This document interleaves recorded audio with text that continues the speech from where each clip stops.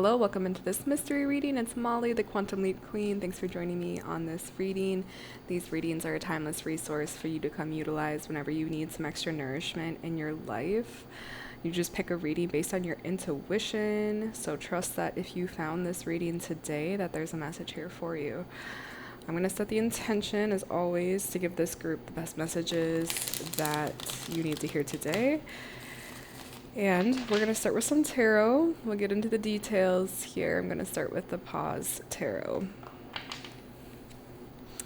I'm coming at you from beautiful Playa del Carmen, Mexico. It is a beautiful sunny day as I'm recording today. I have the Magician, the first card out. The Queen of Swords, the Nine of Swords, okay. This feels like a chapter you are stepping into where you are reclaiming your voice, your boundaries, your sense of self, like no one's business right now. You've had a lot to look at within yourself. I have the Nine of Swords and the Nine of Wands here.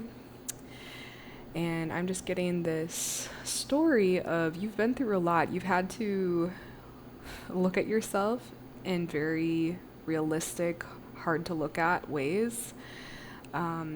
Definitely you could have had some impactful relationships in your life that made you really look at yourself and question yourself and revamp yourself in ways, coming back to the core of your own truth.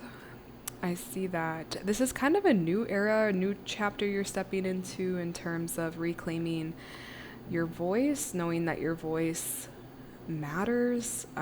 There could be something like that, and just not afraid to speak up for yourself now. I think in the past, I think maybe you didn't speak up for yourself to keep the peace. I think it was almost like no one sees me or no one recognizes me, and it was just like normal for you. The level of abandoning yourself was normal, but I don't get that that's the case much longer, or that's changing dramatically now, I see. Because you're taking back your power. It is time. You're reclaiming your power with the Magician, the Queen of Swords. There is just this energy of no longer will I stay small. No longer will I stay silent. I will speak up when I need to about me. And yeah. That's super amazing and super important. So it's taken you a lot of work and a lot of realizations to get to this point. So that's something to acknowledge. I have the Three of Swords in the reverse and the Eight of Swords in the reverse and the High Priestess at the top of the deck. Ooh, I love this message it's giving me. At one point you did feel very stuck, perhaps very heartbroken, just discouraged, really didn't know what to do. We're feeling so uncomfortable. I almost get the image of they start pouring concrete and you go in the concrete and you're trying to move, but it's all concrete around you. That's what I get. It was almost like you were really, really stuck and really, really emotionally distraught. And again, it could have been a split or just some huge identity crisis or some big change in relationships or in your life in some way. But it came out in the reverse, which tells me this is actually a past chapter for you. This is kind of the prerequisite to where you are now. You needed to go through the dark night of the soul and all the uncomfortableness of this in order to get to the High Priestess energy, which is what you're sitting in now. Now you have this up-leveled intuition as well as ability to see. You're very insightful now and you see underneath the surface with greater ease and just more trust in yourself. Really, so much more trust in yourself. But it's because you were the one that held your hand through this and got you out of this period. That's what I'm seeing. Also, I have the fan on, so the cards are swaying back and forth a little bit. Yeah, so it was you were that steady current for yourself. There was no one that came to save you. There were things that helped you along your path, of course. People, social media post or this, that, or the other thing like helped you to understand or realize things differently. But you are the one that actually got yourself out of your dark night of the soul. You are the one that climbed yourself out of hell. And that's why you're able to take the gifts now that you learned in that dark period, because you can't be in the High Priestess energy without having the experience and the wisdom of being deep in the dark. You can't. It's all about, the High Priestess is all about seeing underneath the surface. So you have done the prerequisite, you've done your credits needed, you've done your, what do they call that? Like residency. You have done the work in order to sit in the throne of the High Priestess and actually be able to see things. Not that you need to be known for seeing things, just that you do see things, because obviously then that sets you up for a better existence yourself, because you're not being manipulated by the energy around you. You see the energy around you despite of what's lurking on the surface. You see underneath things. You see to the core of things, you see to the root of things, and that helps you make better choices and decisions, because it's not an illusion. It's based in fact and reality. And energy doesn't lie. So, what else? What else can I tell this group?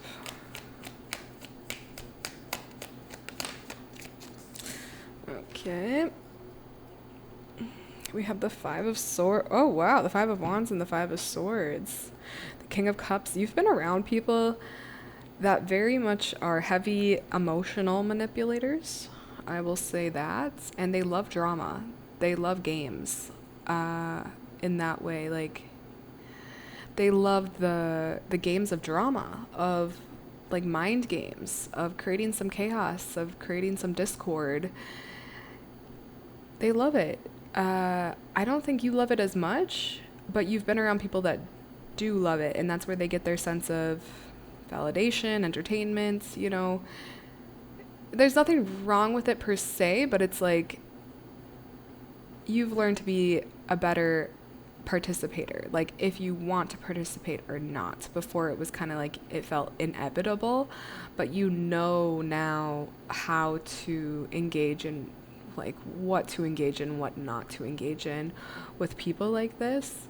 You've learned a lot about emotions in general, and how some people, they really do use it as a manipulation tactic. Okay, not that we're all not guilty of that, of course, like but when it's like a part of the identity and it's very consistent, then it's basically like a personality trait at that point. And I don't think that's your personality trait. I don't know if it's ever been, but for sure you've been around people where it is their personality trait. It's so ingrained in them, or they enjoy it to an extent where they have to bring it into their lives, into their relationships. And I think you recognize that a lot in people now, and you just don't fall for it the same way. You have more sovereignty now. You know who you are better now, and there's no need to play the games that you don't want to play. Period. Oh wow, there's even another 5. I have the 5 of Pentacles. There's all these 5s. You've done crazy amounts of work and change within yourself, and it's because you've not allowed yourself to play victim for too long. You don't play that role for too long. You know that there's a way out, and it's much more fun, rewarding, uplifting for yourself to choose the higher path and just to get yourself out. Like, you've done that work. Like, that's something really special to acknowledge yourself for, because not everyone does. Some people stay stuck. Some people stay the same, truly, because they think it's too scary or too much work to change. But you said, no, I don't care. Like, I'd rather, like, the most important thing for me is my quality of life. And I think that's where you're willing to change things. The relationships, your belief systems, things naturally change around you as you up-level as a person. I think you've seen that many times. So I think you'll continue to do that. I have the Page of Swords. Yeah, you've dealt with a lot of immaturity, a lot of people mishandling you, like not understanding your softness, your presence, your gifts. People very much have misunderstood you in the past and took you for granted. But it's because as well you were looking for some validation from people, and then that gives people a level up on you. When they recognize that, then they know that you're thirsty for something and that they have something that you want, which is their validation for you. Whatever, that's a whole like energetic thing. But that is just speaking to the immaturity of the people that you were with, and then also just the invalidation of yourself, which really isn't there any longer.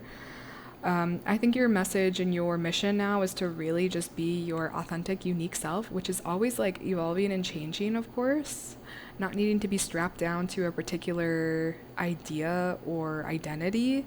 It's just allowing yourself to be as you are in this moment, and it's perfect. Like, that's your guiding compass. Eight of Wands as well, like really allowing yourself to just be guided by your intuition. That is the number one thing. You are a being that would really benefit from just continuing to put your intuition into the driver's seat of your life and keep listening to what it's asking you to do, even if it's, I don't know, outrageous or something you wouldn't normally do.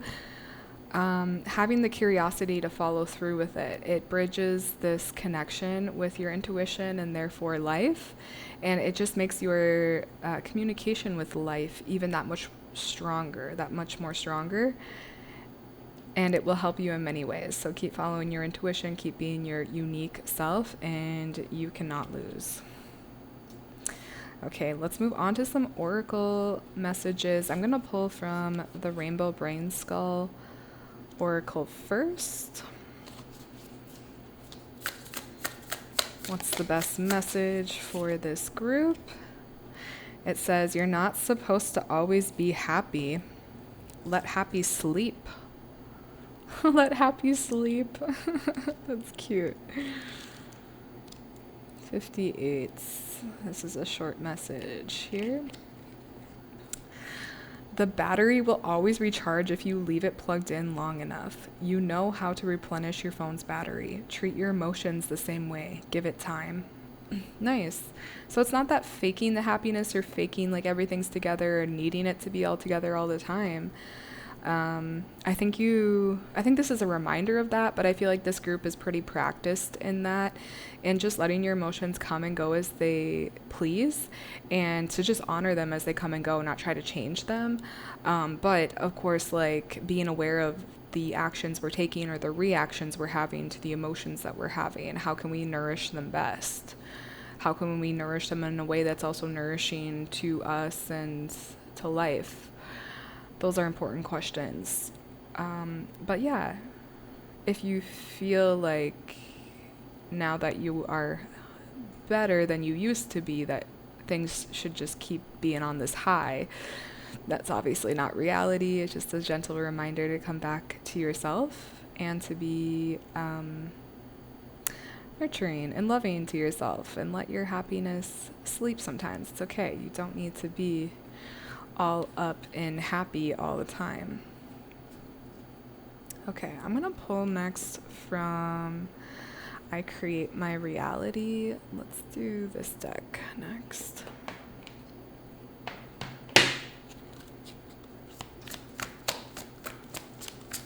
It's the best message for this group from this deck. Thank you. It says, I follow my truth with this hummingbird. Says, I know my truth, I speak from my heart, I value myself. Have the wisdom and the courage to live your life around what is important to you. Always speak your truth, say what you mean, be clear with your words. In every situation, remain true to yourself. Sometimes we lie because we are afraid of other people's reaction, but there is no need to alter yourself to fit others' expectations. The truth will always set you free. Just be beautiful. Just be beautiful. So yeah, and I feel like this is right in line with what we were picking up at the beginning in the tarot with, it's like throat chakra opening. It's speaking up for yourself. It's speaking your truth. It's not caring about other people's reactions more than your own well-being, than your own truth. Like, that's so important. And I do feel like you are up-leveling into this, but I almost see it as like you're a character in a video game, like spawning into this new identity, this new skin or something. It's on its way, but it's not quite all the way integrated, if that makes sense. So it is little by little claiming back your power, owning your truth, and honoring yourself by speaking up for yourself and following your truth, letting your intuition lead, and not being afraid to speak up even if it makes other people uncomfortable. Because you do them a better service anyway by speaking your truth, being your truth. Like that is the greatest service. I was with a group of friends yesterday. We were making Christmas cookies because it's almost Christmas. And we were talking about just relationships in general. And how some parents, let's say, there's no intimacy between partnerships. It's like a couple has been together for like 5 years, but they haven't been intimate in that 5 years. But yet they're going to stay together because the kids' sake. We'll stay together until the kids graduate or something like that. And we were just saying, like, it's kind of crazy to do that because you're not being real. What kind of example are you even setting for your kids at that point? Just stay together when you're miserable and there's no intimacy because it's like for the kids. No, it's best just to be real and vulnerable and just be a real human being, because honestly, that is the most beneficial for everyone involved.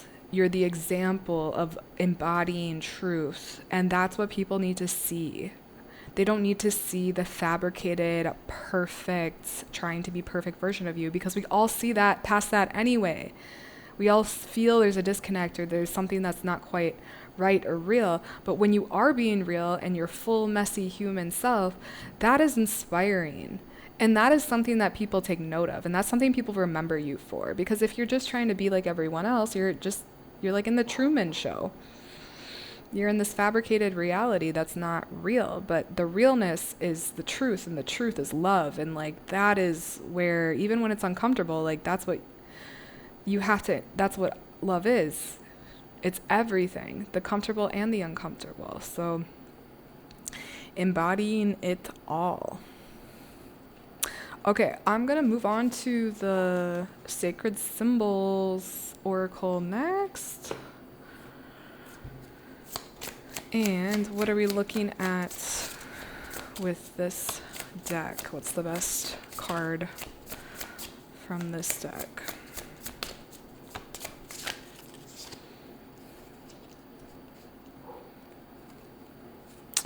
Okay, we have three here. We have death, we have air, and we have boundaries. Funny. And I feel like this is going right in line with the story of you went through your ego death. I love that it's the air because it's reminding me of the voice, speaking your truth, and as well as the boundaries. Again, I think that I said that within the first few minutes looking at these tarot cards, was like the return back to speaking your truth, setting your boundaries, because you know better, like, where your boundaries are. You didn't really know before, and you didn't know where you were not being yourself, or where you were lacking, or where the conditioning was still running your life in a way. But now it's different. Now it's like, okay, you had the death, and now you are opening up the windpipes. You are not being afraid to speak your boundaries, and you're coming back to this place of sovereignty again. Like, that's probably a really big word for you, is like sovereignty. Like, this is the full ecosystem within itself, full self-sustaining, of course, right?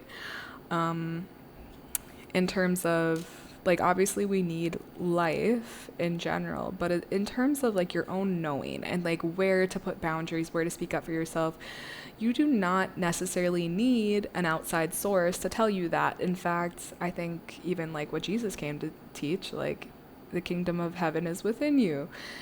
It is you. Like, you have that direct source with life, and any kind of, this isn't about bashing religions at all, but it's just when you need that middleman, when they create a need where you need something in between, or that God is separate from you. It's not true.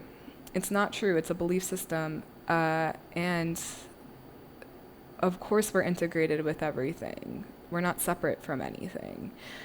So, knowing your roots is so important then to be self-governing, self-containing, and then therefore sovereign. And when we have a bunch of sovereign individuals, that's like when society really thrives because, yeah, because then we're all like self-sustaining and we're not all our traumas are like working their way out in the manifested because there's not traumas. We're whole and complete as we are, and then we create from that space.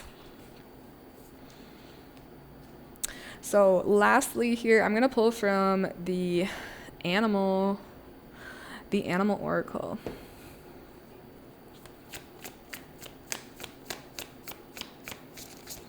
What is the best message for this group from this deck? Prayer answered. Ooh, nice. It's got a buffalo, the prayer answered. Number 12. Buffalo. North American Plains Indian tribes revered the great buffalo. Buffalo provided the means for survival, and very little was wasted. Buffalo was life. Sacred dance ceremonies were performed to honor buffalo and ask for a successful hunt. In these ceremonies, dancers would become the buffalo in spirit. The lesson of the buffalo is the importance of asking the great mystery for help through syncing your prayers with action to create abundance and success. Act as if your prayers have already been answered. When we act as though our prayers have been answered, we become a magnet for our prayers to manifest themselves in their physical forms. Let's say you are experiencing disunity and having a difficult time with a colleague. Your prayer is to resolve the issue and have unity between the two of you. Your prayer to the great mystery would be to ask for unity with your coworker, and then to act as if you already had it. This would look like being kind, respectful, and showing love to your coworker immediately, regardless of whether the problem was resolved or not. This action is what would create the unity and eventually dissolve the issue. When buffalo tramples into your spread, this medicine is a confirmation that your prayers are being heard, but it is of the utmost importance that you stand in unwavering blind faith that they are coming into fruition. Endure the time of uncertainty, and because your deepest heart's desires will be manifested. Act like the person whose prayer has already been answered. Nice. I do love the bit on asking the great mystery for help, syncing your prayers with your action to create abundance for success. Yes, very important. Setting intentions and asking for help, both of those, like that, as well as just like bridging that relationship with the universe. So there's like there's a communication, there's a dance, there's a co-collaboration with everything around you. You feel much more connected with life itself, because it's like, it's not just you versus life, it's you and life. And it is, it's all encompassing that way. That's why, like, I take intention setting very seriously, and I always start these readings with a specific intention. I'm always cleansing my space before I give a reading. There's specific things I have to have in line for me to feel like I am in alignment with what my mission is. And so it's like little things like that. They're not very big, or like, they're not very action taking, like it's not a very big thing, but energetically we're like really setting the stage. So it's important to marry these all together and to harmonize them and to bring them to a place where it just becomes regular practice.